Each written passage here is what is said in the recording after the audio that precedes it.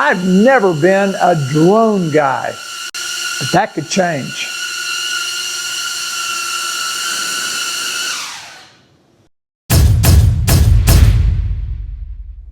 Hey everybody, welcome back to Cruiseman's Garage. Today, I'm going to go a little off script and talk to you about something that I've never talked about before, and that is a drone.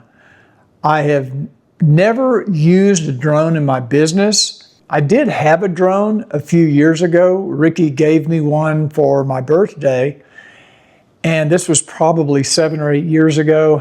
And honestly, it was really cool, but it was so complicated, and the learning curve, I knew there was probably a way I could use it in my YouTube business as a YouTube creator and a motojournalist, but it just had too steep of a learning curve. I think the first time I flew it, I got it up about 75 feet and the battery fell out and the thing just came straight down. Didn't ruin it, didn't hurt it, but I ended up selling it. I don't think I put more than 30 minutes of time into it because I just didn't have time to learn it. And that brings me to today's video where I'm talking about this HOVERair X1 PROMAX.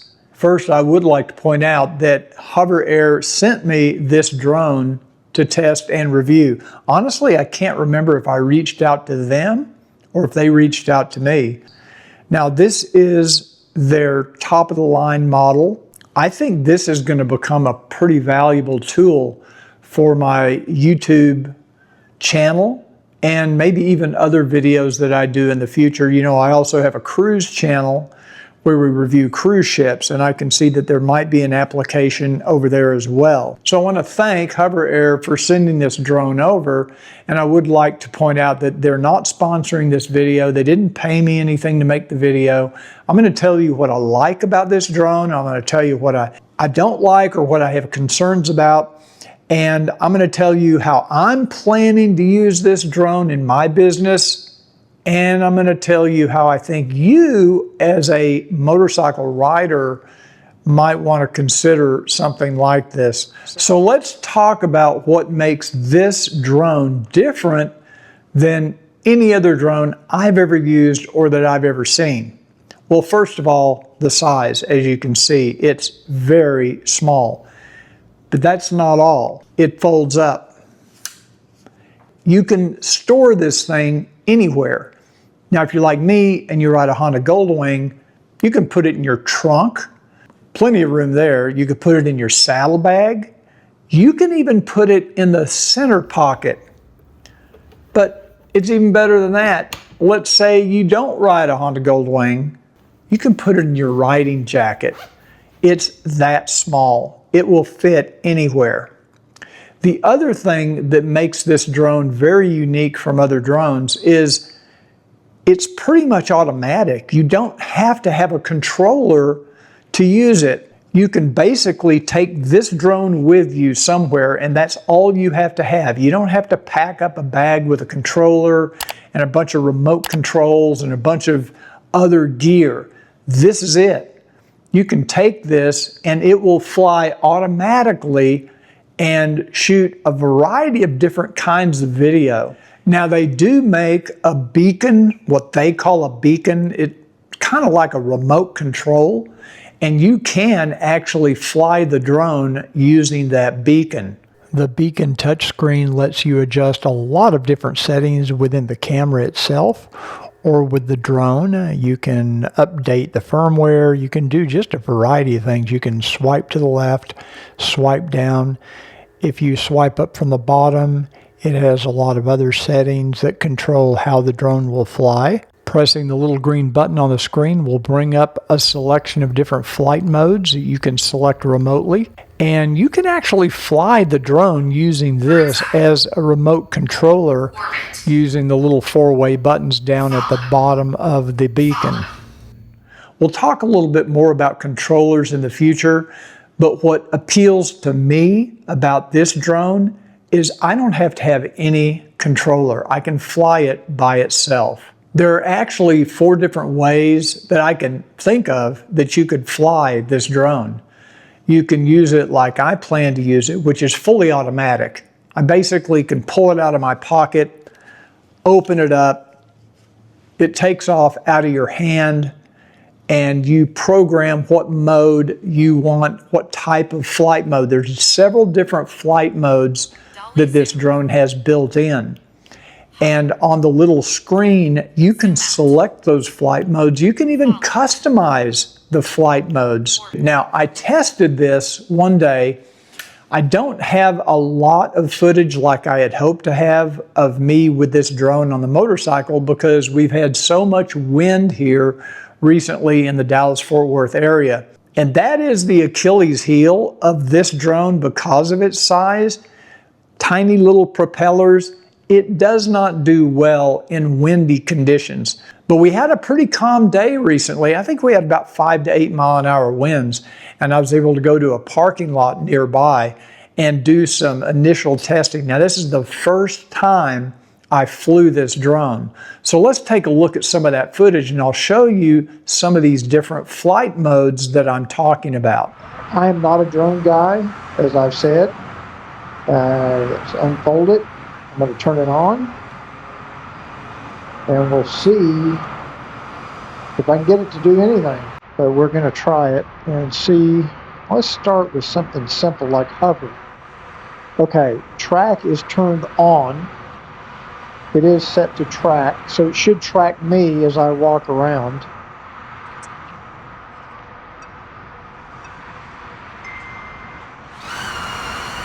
Okay, so now it should stay right there but still turn in relation to where I am to kind of keep me in the picture.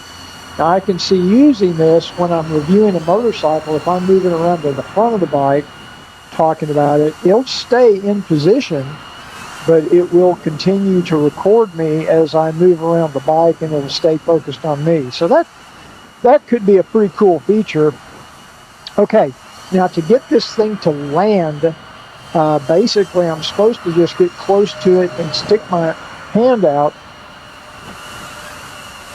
and it detects that I'm landing. Now there is a little bit of a breeze out here today. I'd say 5 to 8 miles an hour, something along that line. It's not terrible. So that was the hover mode. Now we're going to do the zoom out mode. I've got it set to 5 feet. I'm going to try to change that to go out just a little bit further, and I'm going to sit on the bike because I want to see how it works, if it will videotape zooming out from the bike. You definitely could not do this with gloves on because it is, you can go to 100 feet. I don't want to go 100 feet. Let's go 20 feet.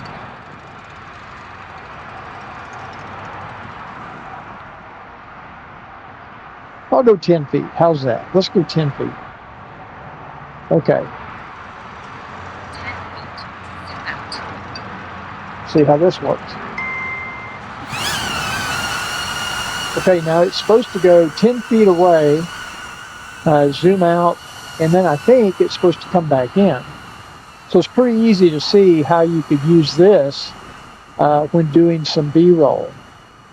Now it's supposed to come back to me. As you can see, it's coming back, and I will hold out my hand, and it recognizes that, and then it should stop. That's pretty cool.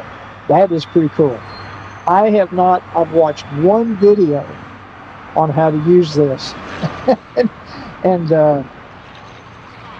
this is the follow mode. I'm not going to do that yet. There's one called Orbit. Now I want to try this because this is something I will definitely use when I'm reviewing a motorcycle. We'll go to 8 feet. How's that? Let's go 8 feet out. Now this is supposed to go 8 feet away, and then it should do around me 360 degrees. That's a very important shot that I use a lot for motorcycle reviews. So let's give it a try.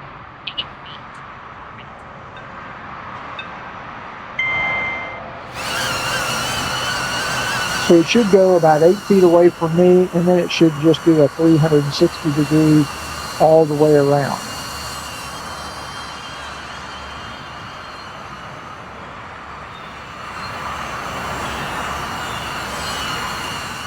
And then it stops. It just, once it knows it's gone 360 degrees, it stops. I'm sticking my hand out. It should come toward me. And it should. That's pretty cool. Okay, bird's eye is supposed to go straight up.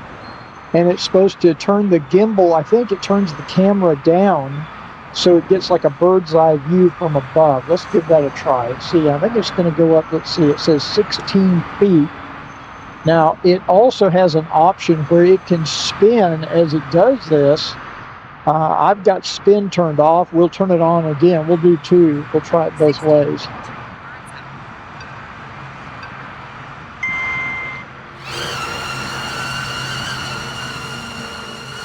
This is another view I would probably use. So this is pretty cool. I don't know if it records on the way up and on the way down, or just once it gets to a certain height. So I can't even see it. I can still barely hear it up there. And I think it's coming back down now. And there it is. Very cool. Now let's try it with the spin feature.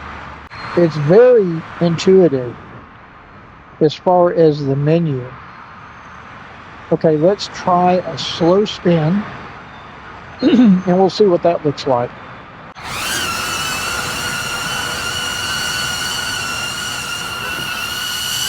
I think it just adds a little motion to the spin as it goes up and then comes back down. Should be a pretty cool shot. We'll see when it comes back. All of this being done without a controller. I'm not using a controller of any kind. I'm just using the little touch menu on the unit itself. Very, very intuitive.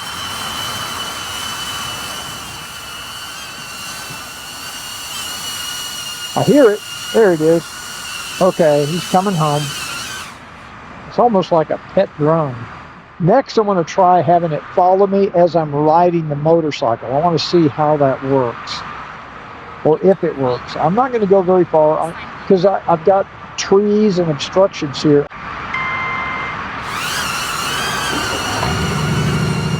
Let's just ride a little bit around this parking lot and see if it can track me. I was actually pretty impressed with how this cycling mode did such a great job of tracking me. It got up to a nice height, a nice distance, and it just locked right on and followed me. I can see where this is going to be a lot of fun and a very cool tool for my business and just for fun.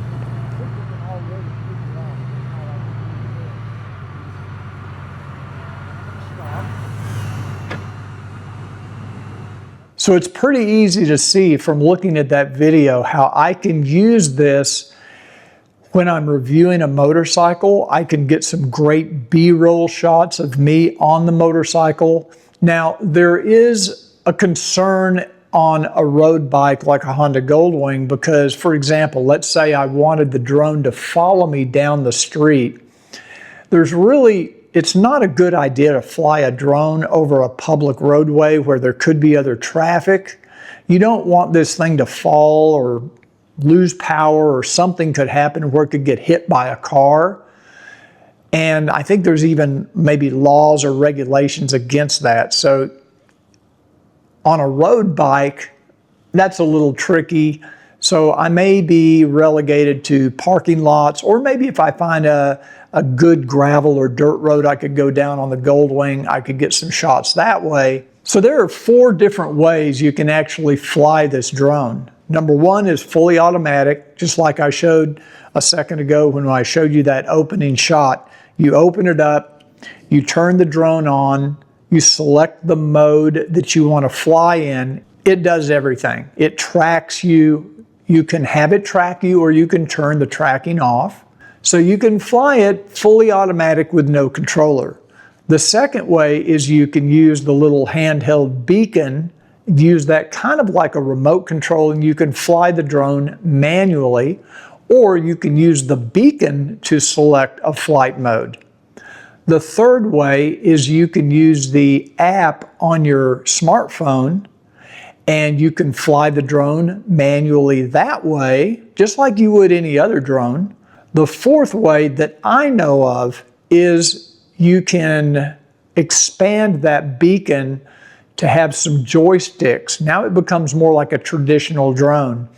And you can use your phone as a screen and use the joysticks on the beacon and on the remote to basically fly the drone like you would any other drone.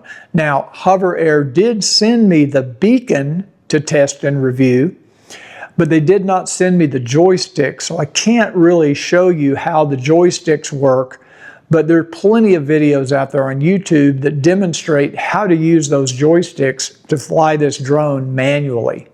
So how do I plan to use this drone? Well, one great thing is I can use it indoors in my garage.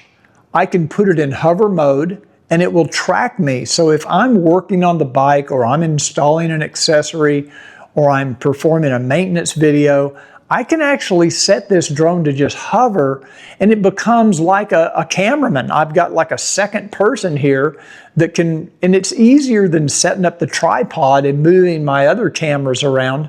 I can just basically come over here, turn this thing on. I'll just give you a quick example. And let's say I just want a shot of me from the side while we're making this video. Now it will tell me in a second that I'm in the hover mode. Current mode, hover. Okay, now all I gotta do is turn it on and it's just gonna sit there. Continue, hover.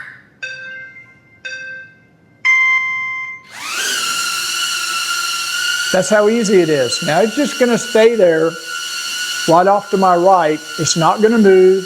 It's not gonna follow me other than I think I have tracking turned on. So if I move around, it will track where I go and it will spin in place to track me. But if I walked outside, it wouldn't follow me. It would just turn and keep the camera on me. Now what's cool is to land it or to turn it off. All I have to do is put my hand underneath the drone and it will just sit right down on my hand. Because it has a camera and some sensors in the bottom of the drone and it can detect my hand. So let's try that. And it stops recording and it lands. It's still turned on. So now if I wanted another shot, maybe more of a head-on shot, Continue, hover.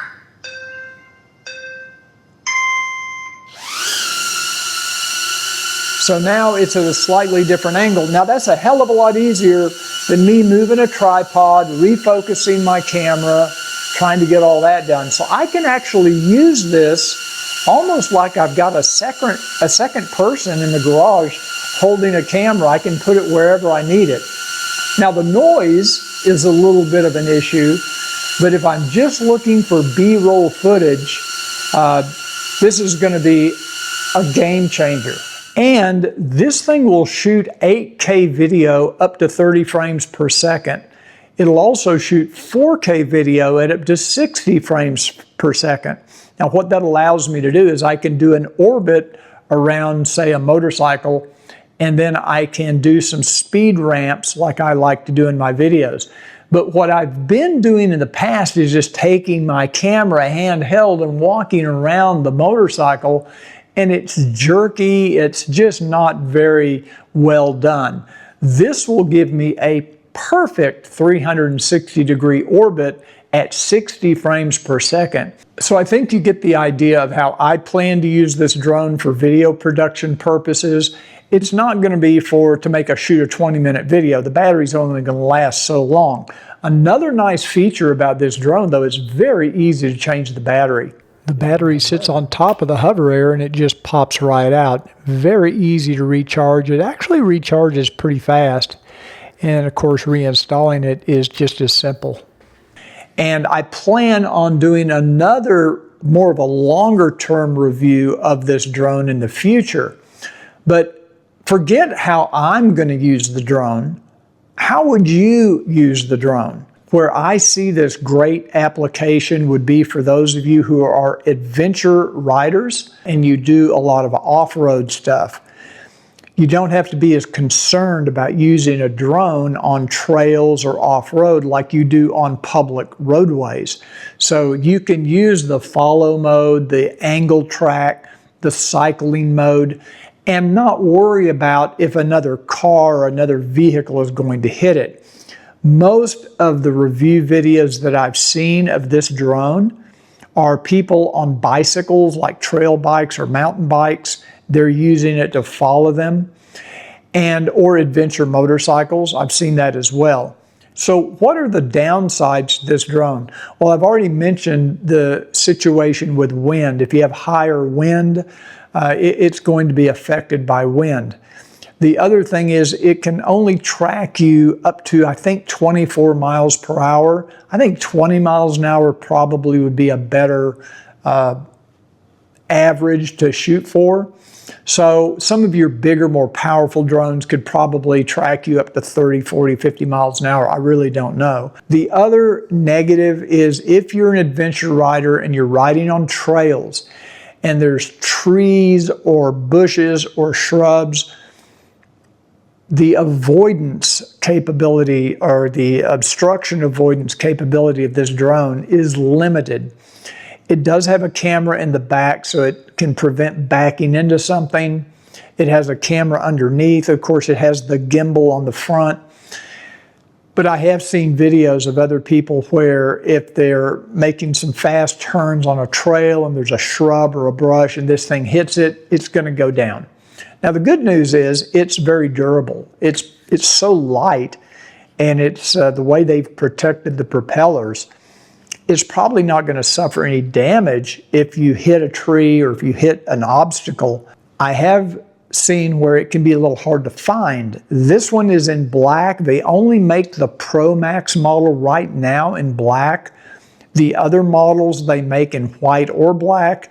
I would much prefer white because if you're out on a trail and it hits something and goes down on the ground, it's going to be hard to find this black drone in some shrubs or on the ground or in bushes or wherever.